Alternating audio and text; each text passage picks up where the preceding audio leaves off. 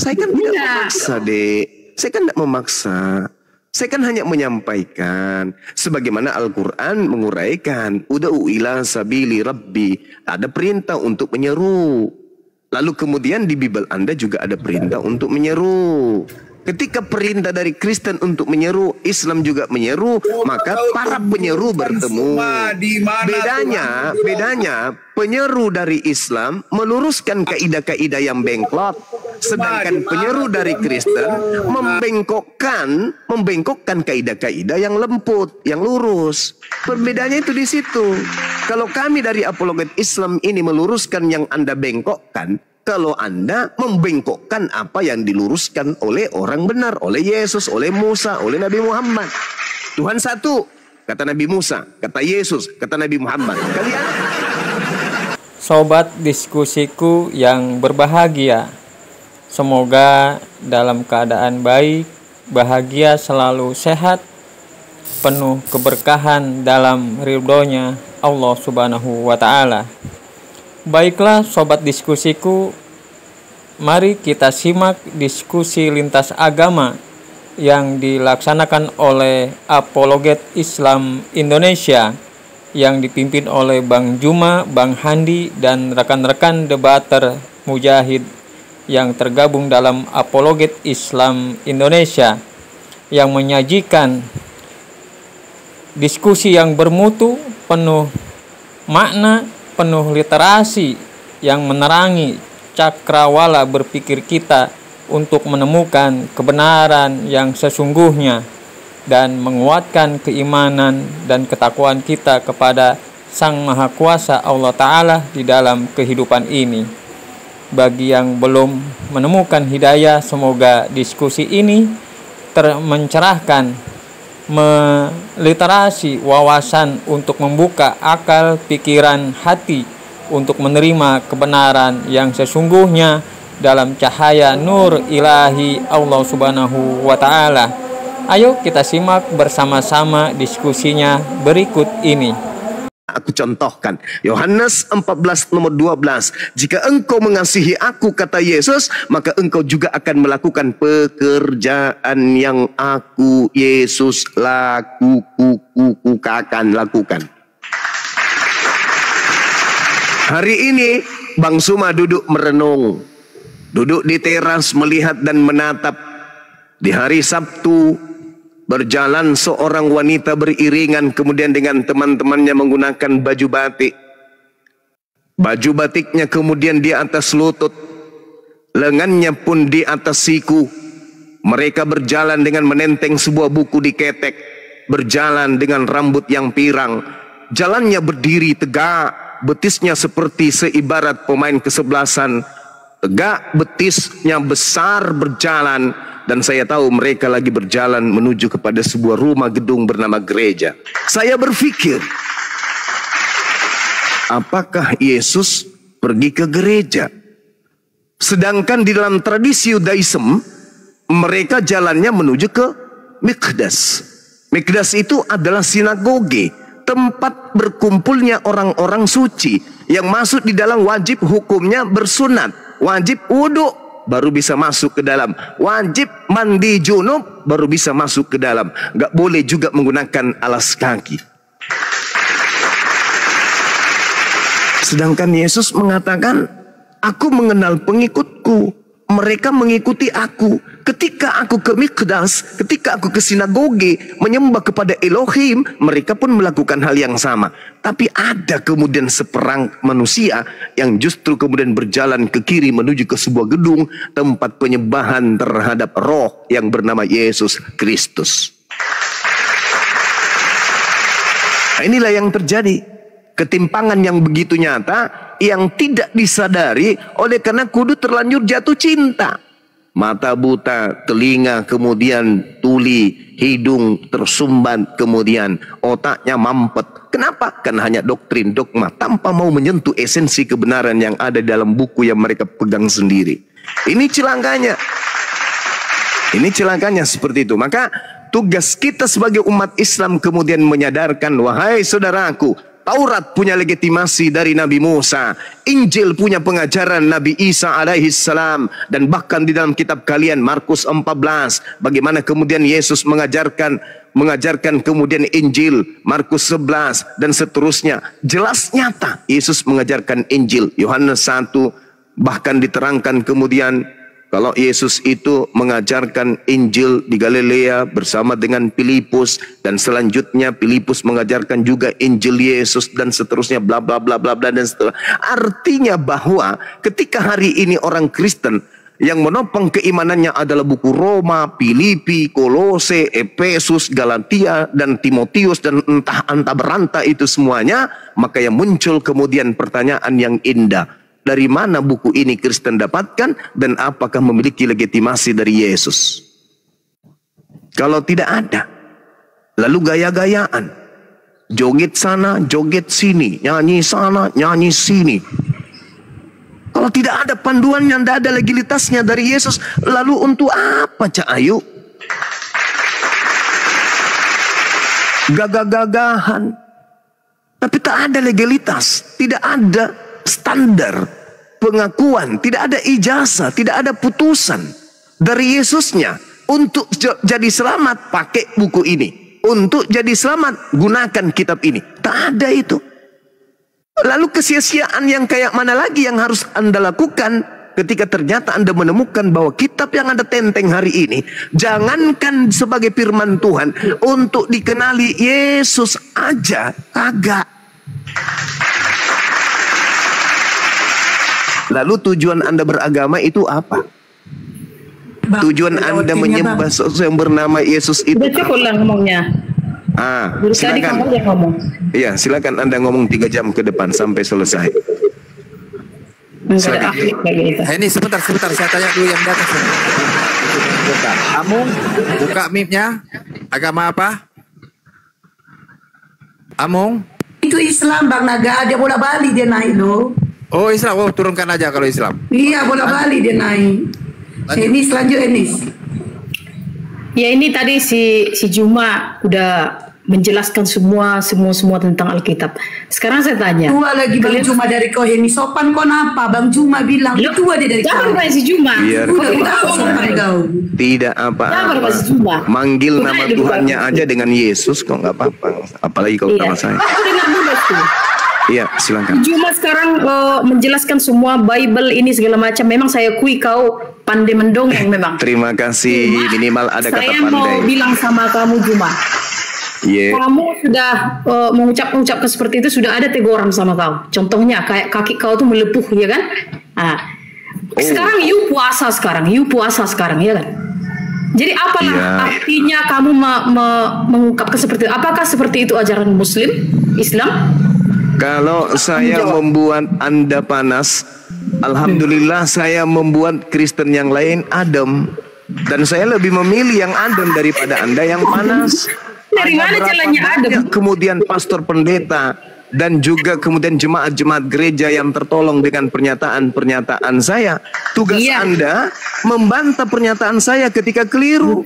Jangan saya tidak perlu membantah kamu. Karena kamu terlalu pintar mendongeng. Oh, berarti benar dong. Saya tidak suka ucapan saya kemudian pintar, tapi karena Anda menolaknya, kemudian Anda mengatakan itu dongeng. Tidak apa-apa. Anda mengatakan saya pelintir, tidak apa-apa. Saya baca data, saya baca Bible. Dengan kata lain, Anda mengatakan Bible Anda itu dongeng. Terima kasih. Kalian itu identik dengan data, surga, akhirat, itu aja. Jadi saya udah paham. Yesus juga begitu. Yesus juga mengatakan itu. Mau kau bilang orang beragama itu harus berdata, nggak boleh tidak. Apapun harus berdata orang beragama itu. Di dalam pengakuan Yesus Matius 5 nomor 20. Itu nggak penting saya dengar. Matius 5, Matius 6 hidup. Berarti kitabmu tidak penting. Kenapa kitabmu tidak penting? Karena sejatinya kitabmu itu bukan firman Tuhan untuk duduk sebagai firman Tuhan. Jangankan firman Tuhan untuk duduk sebagai firman Tuhan. Jangankan firman Tuhan untuk duduk sebagai firman Tuhan. Untuk dikenali sama Yesus aja kagak kitab kamu itu. Kau tuh candu kau sama agama. Jadi wajar ketika kamu tidak cinta kepada Biblemu. Agama itu hanya wajar kalau kamu tidak paham isi Biblemu. Karena di situ Anda sadar bahwa Bible Anda itu bukan firman Tuhan, bahkan untuk duduk sebagai kitab yang memiliki legalitas dari Yesus aja kagak. Wajar kalau Anda benci Bible. Wajar. Tak masalah. Sampai-sampai yang kusampaikan Anda katakan dongeng. Iya kan? Padahal yang kuberitakan ini adalah sebuah kebenaran. Ayo, makanya saya katakan, buat apa kalian beragama? Kalau agama yang Anda anut itu, Yesus pun tak kenal agamamu. Untuk apa coba? Anda sampai bongkok menjadi Kristen, tapi Yesus tidak mengenal agama Anda, itu buat apa coba? Silakan Anda nangis 3 jam ke depan, menangislah dengan nada yang indah. Silakan. Silakan deh. Ini siapa di hostnya nih? Yang herannya jangan emosi itu, makanya jangan emosi, santai. Yang herannya saya melihat kau Juma. Jangan emosi, santai napa santai. Jangan emosi, relax. Dengarkan pembacaan Bible yang saya bacakan. Saya tahu, saya sudah mendengar saya semua diresapi. Habis itu ditanggapin, jangan emosi, santai aja. Ya, saya mau menanggapi semua apa yang kau ucapkan. Iya, tapi kenapa jantungnya pindah loncat kiri kanan, jantung kok pindah ke kanan? Kamu dengar dulu, kamu udah jangan emosi tapi santai ya. Saya tidak emosi. Jangan emosi ya. Saya hanya... tapi tidak emosi kok, daging betisnya gemetaran kayak gitu, santai aja. Pokoknya saya hanya memperingati kamu saja, jangan sampai kuburan. Kamu peringati saya, sementara Tuhanmu sendiri kena kutuk di atas salib. Tidak perlu. Tuhanmu kena kutuk, saya alhamdulillah sampai hari ini sehat walafiat. Jadi begini saudariku, jangan sombong, jangan ego terhadap kebenaran itu. Yakinkan diri Anda bahwasanya memang Yesus tidak memberikan legitimasi kepada Bible. Itu aja, udah selesai. Betul kan? Ada nggak legitimasi Yesus terhadap Bible Anda? Ada nggak? Nggak ada kan? Nah, buku ini yang tidak dikenali oleh Yesus menghantarkan Anda kemudian menjadi Kristen. Sekarang tujuanmu apa Juma untuk kedepannya? Tujuan saya mencerdaskan anak bangsa, membantu pemerintah untuk mencerdaskan anak bangsa. Tujuan kamu selanjutnya apa? Kalau mereka sudah cerdas, supaya semua orang jadi supaya kemudian ingat, setiap manusia memiliki hak prerogatif untuk selamat dunia akhirat. Kan begitu? Dari mana kamu tahu? Jangan di-mute. Siksa dia nanti, semakin emosi nanti. Jangan sampai suaminya pulang dihantamnya pakai panci. Jangan di-mute, biarkan saudari kita berbicara. Jangan di-mute, siapa nih? Jangan emosi nanti. Aku juga nanti yang lari kalau di emosi. Ya, silakan. Jangan di-mute. Siapa yang mute? Ini si Juma yang mute. Astagfirullahaladzim, jangan di-mute. Moderator saya moderator dengan The King yang lain. Jangan dibawa Bang Juma ya. Yang naikkan kamu saya. Jangan mute. Ya udah. Alamat. Sopan sedikit. Untuk moderator jangan di-mute kan. Jangan di-mute teman-teman. Jangan di-mute loh. Iya. Silakan. Sudah saya bilang, kamu membaca Bible, menjelaskan semuanya, sejarah ini segala macam, memang saya akui. Kamu pintar di bidang itu. Tapi saya menyimpulkan itu semua hanya dongeng. Cuma tujuan kamu untuk kedepannya apa? Saya membantu pendeta pastor. Beritakanlah Injil kepada seluruh makhluk. Jadikanlah semua bangsa menjadi muridku. Kan begitu poinnya. Maka beritakanlah Injil kepada semuanya. Aku bantu. Sekarang ketika Injil itu diberitakan, apa poin yang kita ingin tangkap dan apa yang kita pakai untuk menangkap? Akal bukan? Maka ku sampaikanlah kepada saudara, apa isi dari Bible Anda yang Anda sebut Injil. Sekarang fungsinya otak itu apa? Fungsi otak menelaah isi dari kitab kita. Kan begitu? Betul? Tapi bagi saya, kamu itu cuma memecah belah agama. Tidak bisa. Indonesia berlandaskan kepada ketuhanan yang Maha Esa. Betul? Jadi kamu tidak menghargai perbedaan dong? Loh, bukan saya tidak menghargai perbedaan. Kalau saya tidak menghargai perbedaan, maka saya cuek-cuek saja. Bukti bahwa saya menghargai perbedaan itu, saya hadir di tengah-tengah perbedaan itu untuk menyatukan sikap. Menyatukan pendapat. Bahwa Tuhan itu satu. Bahwa Tuhan itu satu. Dan Tuhan itu tidak serupa dengan makhluk. Setuju nggak? Tidak. Oh tidak, Coba kamu ucapkan itu ke agama Buddha. Apa yang mereka bilang? Loh, mereka juga mengatakan bahwa yang maha kuasa itu cuma satu. Oh begitu. Ya iyalah. Oh jadi kamu mau memaksa orang Kristen itu harus sama dengan kamu gitu? Loh, kok saya harus memaksa? Saya menyampaikan. Menurut Yesus Tuhan itu ada berapa? Pokoknya bagi kami Kristen. Nah itu susah kalau pokoknya. Nggak bisa pokoknya, adik. Apapun pidato kamu, Juma, kami tidak akan mempengaruhi iman kami. Tetap Jesus Christ is God. Jesus Christ itu God, ya? Apakah saya memaksa? Saya kan tidak memaksa, Dek. Saya kan tidak memaksa. Saya kan hanya menyampaikan sebagaimana Al-Quran menguraikan, ud'u ila sabili rabbi, ada perintah untuk menyeru. Lalu kemudian di Bible Anda juga ada perintah untuk menyeru. Ketika perintah dari Kristen untuk menyeru, Islam juga menyeru, maka para penyeru bertemu. Bedanya penyeru dari Islam meluruskan kaidah-kaidah yang bengkok, sedangkan penyeru dari Kristen membengkokkan kaidah-kaidah yang lembut, yang lurus. Perbedaannya itu di situ. Kalau kami dari apologet Islam ini meluruskan yang Anda bengkokkan, kalau Anda membengkokkan apa yang diluruskan oleh orang benar, oleh Yesus, oleh Musa, oleh Nabi Muhammad. Tuhan satu, kata Nabi Musa, kata Yesus, kata Nabi Muhammad. Kalian Tuhan berapa? Mau bilang satu, malu, takut, ragu-ragu, khawatir, was-was. Bilang Tuhan satu. Yang mana yang satu itu? Yesus, Bapak, dan yang lain pensiun. Iya kan? Jadi ragu untuk mengatakan itu. Maka mari kita kemudian menyatukan tekad dengan niat yang baik. Anda bertujuan mengajarkan orang tentang Kristen, saya bertujuan mengajarkan orang tentang Islam. Maka ketika perbandingan agama ini kita godok, kita kaji, kita perbincangkan, kita perbandingkan, maka apa yang terjadi?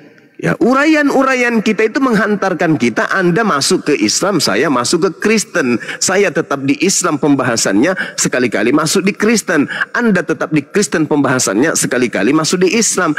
Itu baru dinul yang betul. Masing-masing kita mempertahankan argumentasi berdasarkan data yang ada. Saya mempertahankan argumentasi saya dengan menggunakan data Bible. Anda menguatkan argumentasi Anda dengan menggunakan argumentasi Quran. Kenapa bisa demikian? Karena Al-Quran diwahyukan untuk seluruh umat manusia termasuk Anda. Kenapa bisa demikian? Karena Bible diberitakan untuk kepada seluruh umat manusia termasuk Bang Suma. Jangan alergi. Jangan alergi. Jangan Anda pegang polpen, di mana dia akan terjebak dengan hukum, di mana ada deliknya. Anda tungguin terus. Ini kena hukum ini, lapor, hubungi dosmen. Bukan begitu caranya orang beragama. Bukan begitu. Orang yang beragama adalah orang yang membuka hatinya, jiwanya, pikirannya, hidupnya, waktunya, tenaganya, hartanya untuk menerima kebenaran dari sumber manapun. Sebagaimana saya membahas Bible. Kenapa? Saya tidak alergi. Karena Bible itu diindikasikan adalah hasil penyelidikan orang-orang yang hidup di hampir 2000 tahun yang lalu. Berarti itu adalah barang yang mahal. Barang yang mahal. Kita punya uang nih, uang sebelum Indonesia merdeka, kita pelihara baik-baik. Kenapa? Karena dia memiliki nilai histori. Oke? Kita memiliki pengajaran pemberitaan manusia yang konon ceritanya hidup di 2000 tahun yang lalu, bahwa itu adalah sesuatu hal yang harus kita bayar mahal. Maka saya pribadi ya kemudian merasa terpanggil untuk mempelajari berita-berita yang dihasilkan 2000 tahun yang lalu. Sayangnya berita-berita itu tidak memiliki legitimasi dari Yesus yang namanya seringkali dan acapkali ada di dalam buku tersebut. Sayang sekali. Berbeda dengan Nabi Muhammad SAW memberikan legitimasi terhadap kitabnya. Berbeda dengan Nabi Musa alaihissalam memberikan legitimasi terhadap kitabnya. Yesus tidak memberikan legitimasi terhadap kitab Kristen. Ini yang disayangkan. Ini yang disayangkan. Seperti itu ya, teman. Silakan dilanjut. Izin menyapa, Bang. Roy Ten. Iya. Roy Ten. Ya. Nora, Agama. Selamat siang, Bang Juma dan semua yang lain, Bang Faruk juga ya. Saya Kristen. Iya. Santun kita ya, Bang. Santun ya, Bang. Ya, jangan kayak tadi itu. Iya. Saya senang Bang Juma, sekali. jangan memanaskan juga, Bang ya.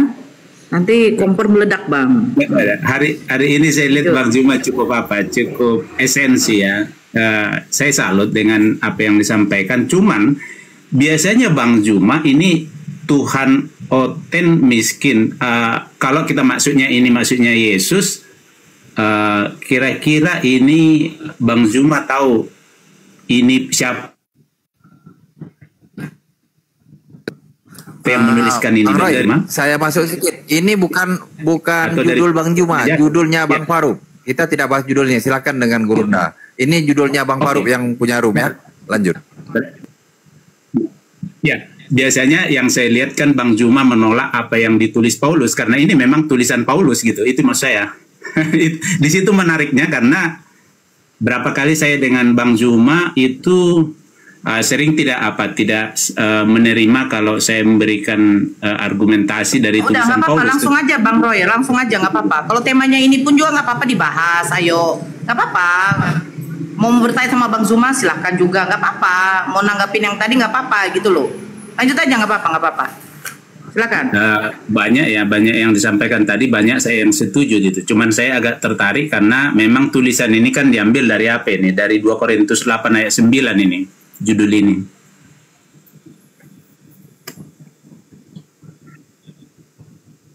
Ya, terus Bang. Iya, saya itu benar ya. Yesus itu miskin, tetapi maksudnya dia miskin agar kita kaya. Itu sebenarnya maksudnya di sana. Uraiannya seperti apa itu Bang? Hubungannya dia miskin agar Anda kaya itu maksudnya gimana? Oke, jadi misalnya kan di sana 2 Korintus 8 ayat 9 dikatakan begini.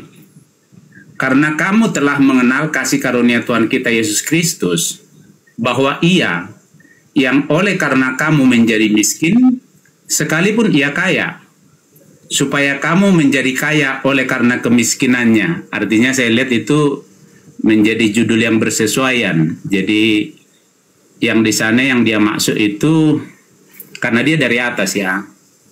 Dari atas datang menjadi ngambil rupa hamba, artinya itu kan menjadi miskin gitu. Tetapi kita yang hamba yang sudah berada di dalam dosa, artinya dalam kemelaratan karena memang ada bahaya hukuman karena dosa. Nah, itu sebenarnya yang buat dia harus datang. Kira-kira begitu maksudnya Bang Juma. Iya. Yang pertama Bang, kalau di dalam Al-Quran berbicara mengenai pencipta langit dan bumi, surah Fatir ayat 15, Bismillahirrahmanirrahim, ya ayuhan nasu antumul fuqara ilallah wallahu wal ganiyul hamid. Wahai manusia, kamulah yang memerlukan Allah, dan Allah dialah yang maha kaya, yang tidak memerlukan sesuatu, lagi maha terpuji.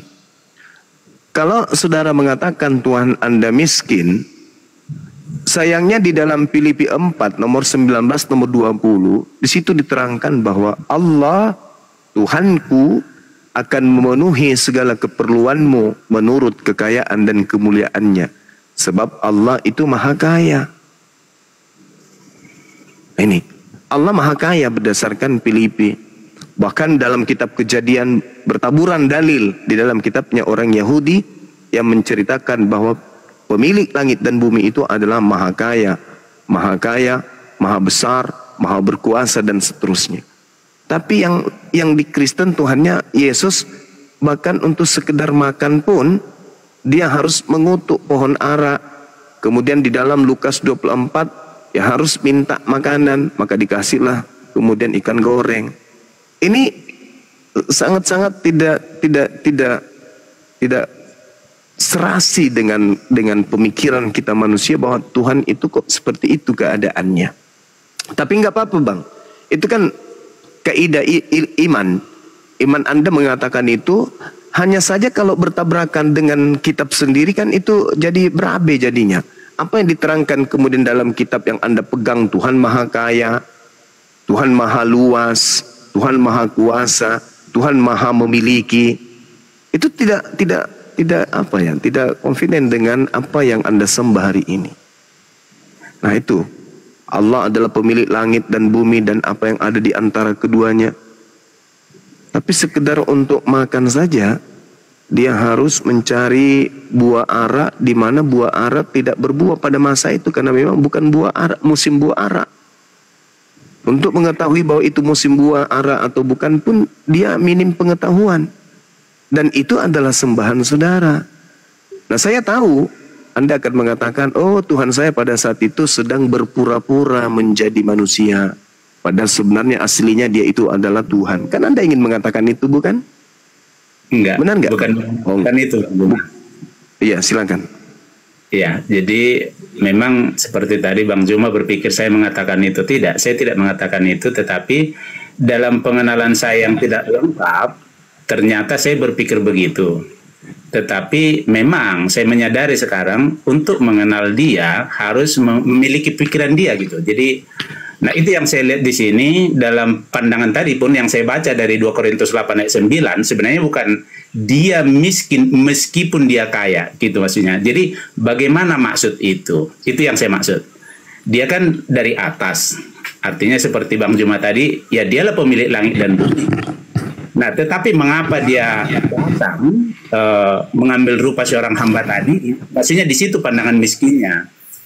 Karena memang itu yang kan nanti kalau kita sambungkan misalnya dengan seperti jemaat di Laodikia, ketika jemaat itu suam-suam kuku untuk percaya kepada dia, diperingati mereka karena mereka sudah menjadi kaya di dunia ini, lalu mereka merasa makmur di dunia ini, mereka nyaman, mereka berpikir mereka sudah berkat yang sesungguhnya itu mereka sudah terima, tetapi justru dikatakan kamu kaya padahal kamu miskin.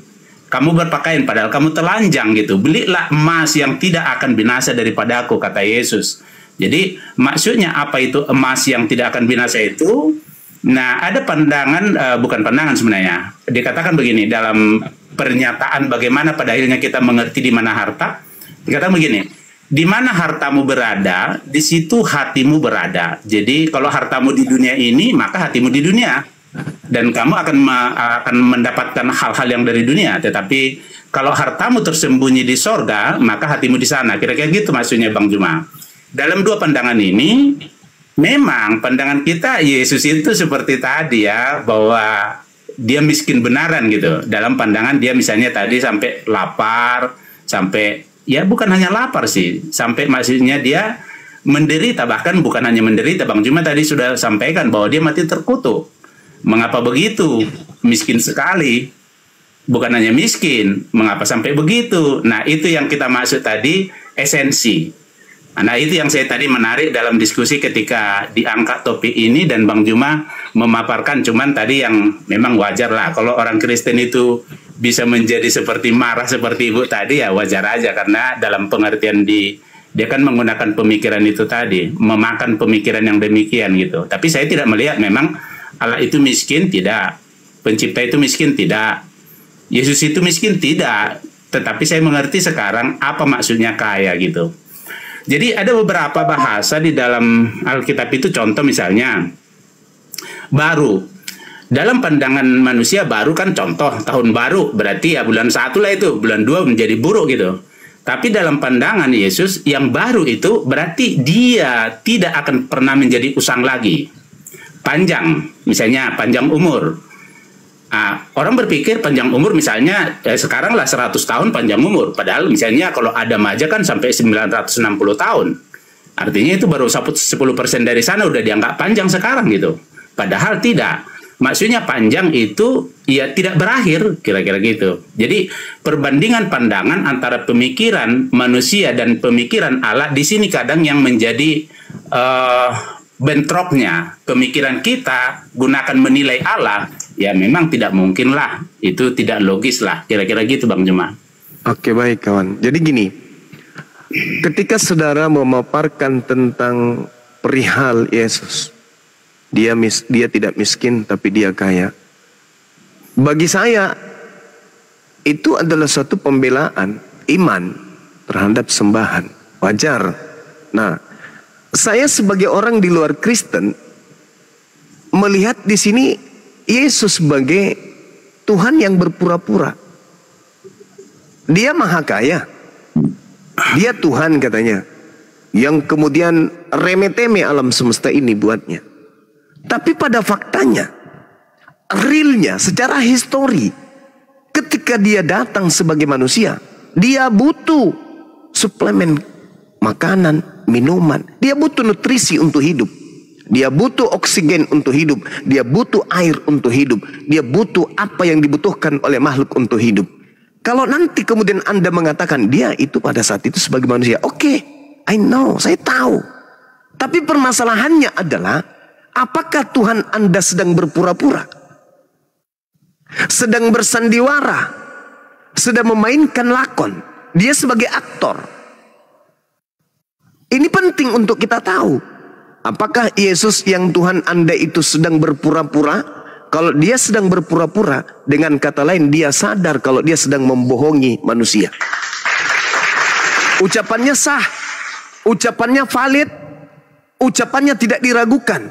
Aku tidak dapat berbuat apa-apa dari diriku sendiri. Barang siapa yang menolak ucapan Yesus ini, maka dia kufur, ingkar terhadap ucapan Yesus. Dia tidak percaya kepada Yesus. Permasalahannya sebaliknya.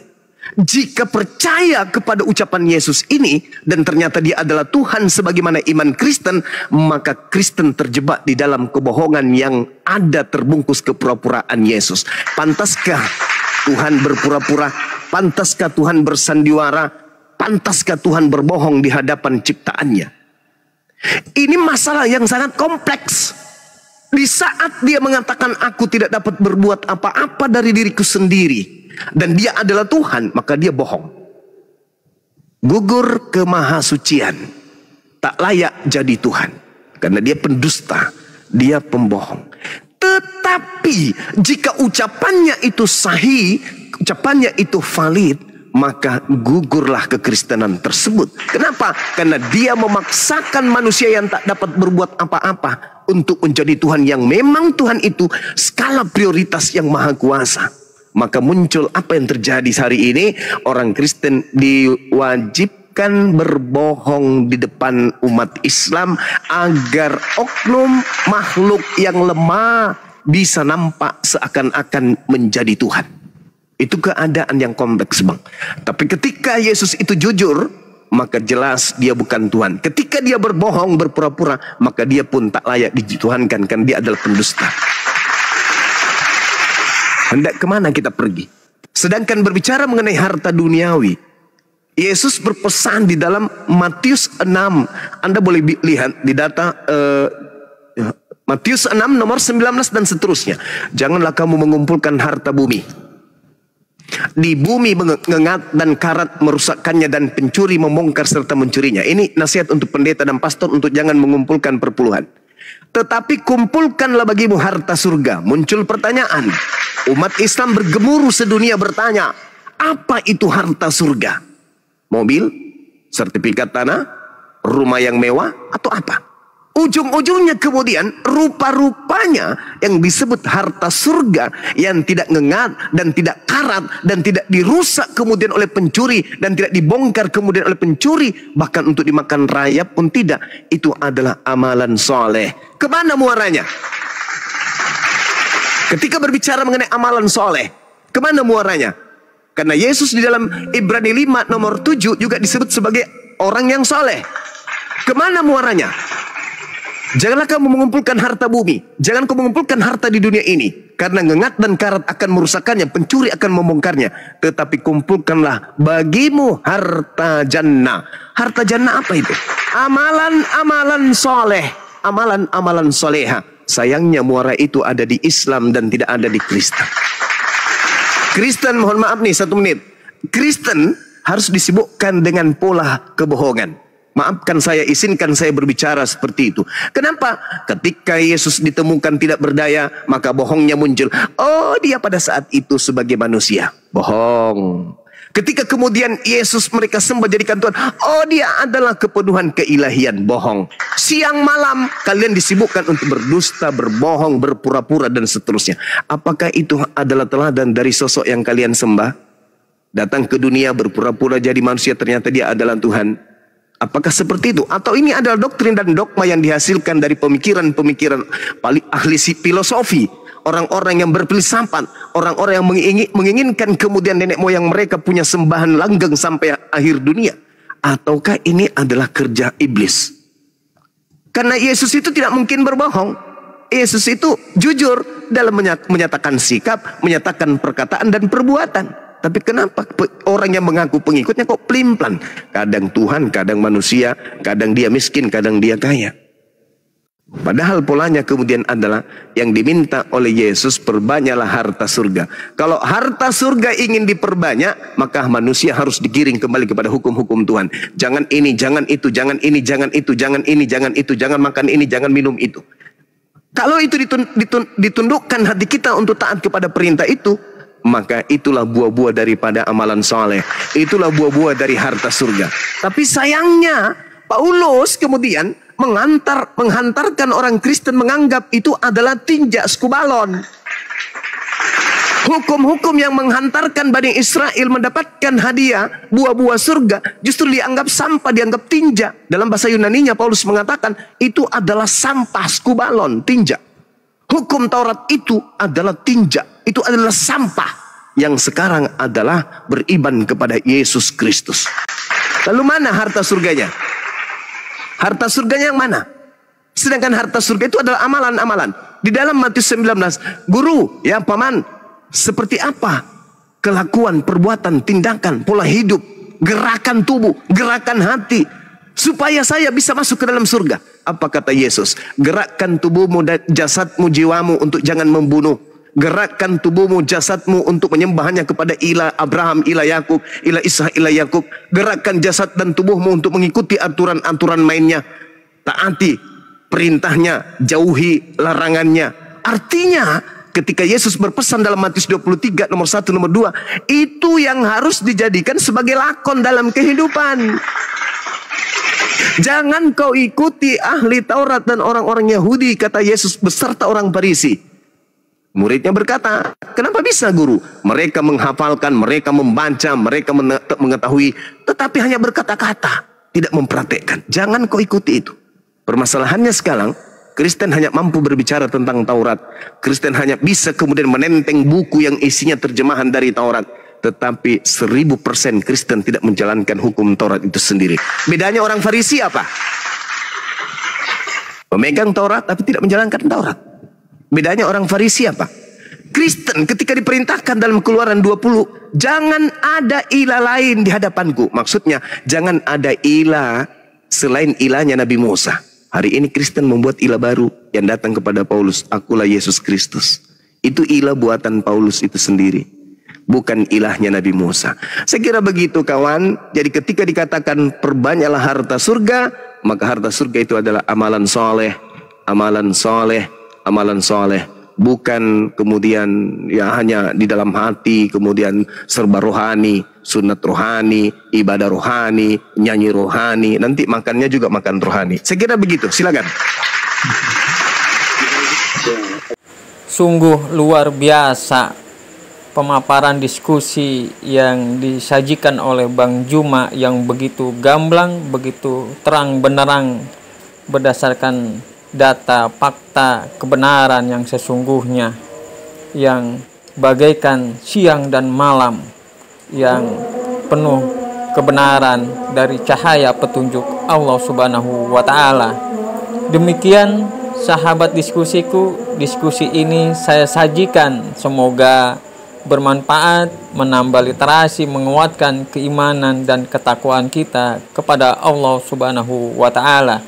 Atas kekurangan, saya mohon dibukakan pintu maaf yang seluas-luasnya. Atas segala perhatian, dukungan sobatku, saya ucapkan terima kasih.